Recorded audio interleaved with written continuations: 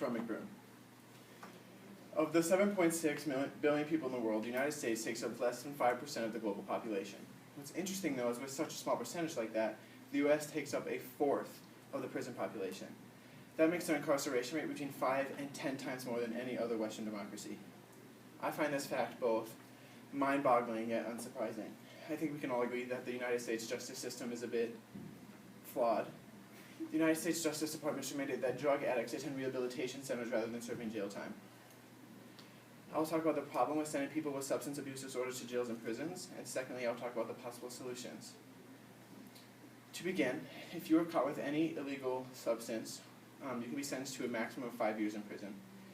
And according to Anthony Kennedy, a former Associate Justice of the Supreme Court, American Civil Liberties Unit, in May of 2015, over the past 40 years, the incarceration rate has quadrupled. And according to the Bureau of Justice Statistics, in 2007, 1.8 million people were arrested for drug possession alone. Now, if we were to look into the prisons and what types of people were in there for what types of crime, the people who are in there for non-drug related crimes just barely surpasses the people who are in there for drug related crimes. So, according to the Federal Bureau of Prisons, on March 6, 2021, if we were to add up the people who are in jail for homicide, aggravated assault, and kidnapping, about 3.2% of people are in prisons for those crimes. If we were to include having illegal weapons, explosives, and arson, that's about 20.1%. If we were to include robberies, that's 3.4%. If we were to include burglary, larceny, and public offenses, that's 5.1%. And if we were to add sexual offenses to that, that's 11.1%. So all 11 of those categories of crimes with subcategories under it. So for example, sex offenses, subcategories would be rape, sexual assault, and sexual harassment. So all 11 of those categories added together, that's only 43.2% of people who are in there for those crimes. Now if we were to take drugs alone, the category of drugs with the subcategory of selling and possessing, that's 46.4% of people who are in there for just that. Now, also looking at the people who are in prisons, 80% of them, according to the Foundation of Recovery Network diagnosis, 80% of them abuse either drugs or alcohol, and 50% of them are clinically addicted. Now, the problem with us sending these drug addicts to jails and prisons is we are now forcing these people who are dependent on it, where their body is in need of it, to stop cold turkey. Now, as said by Stephanie Watson, an author at Healthline, on March 29th, 2019, you can feel withdrawal symptoms on a physical, emotional, and mental level. So on the physical level, you can feel nausea, diarrhea, fatigue, chills, and violent shaking. Then also on a mental and emotional level, you can also experience extreme anxiety, depression, confusion, and full-blown hallucinations. There are also hundreds upon hundreds upon hundreds of cases of drug addicts being sent into prisons and then in turn not getting any medical attention because they're just addicts. So for example, Madeline Pitkin, she was locked up in a cell for 7 days, every day begging for medical attention, and she didn't receive any. She ended up dying in the jail cell.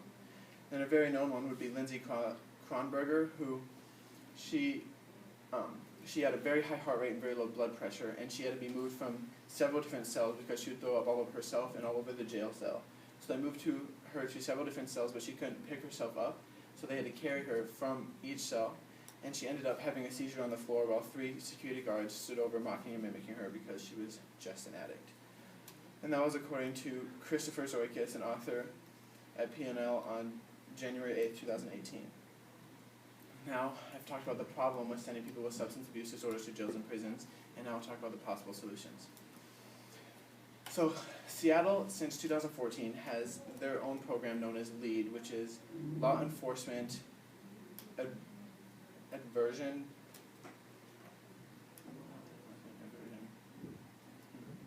Law Enforcement Activity Diversion, which it skips the jail portion, sends these people straight to rehabilitation. And what it also does is, as said by Cara Dancy, who is a co-founder of the Incredible Women's Liberation of the ACU Crime for Justice, on September 9th, 2018, is they don't threaten these addicts with expulsion or jail time if they ever happen to relapse.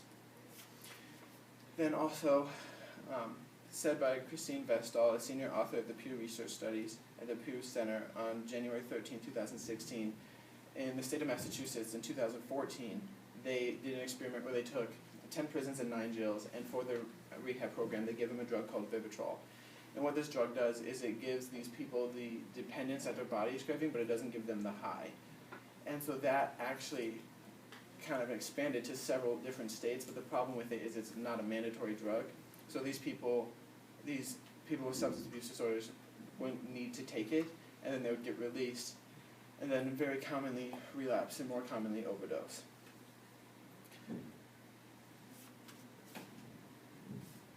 And why we should be making drug addicts go to mandatory rehabilitation centers where they are forced to go in complete treatment, because referring back to the foundation of Recovery Network diagnosis, 27% of people who go through treatment completely have a chance of overdosing, while 73% have a chance of relapsing if they don't go through treatment at all or quit halfway through.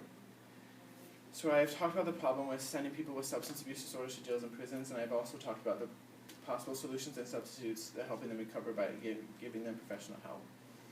The United States Justice Department should mandate that drug addicts attend rehabilitation centers rather than serving jail time.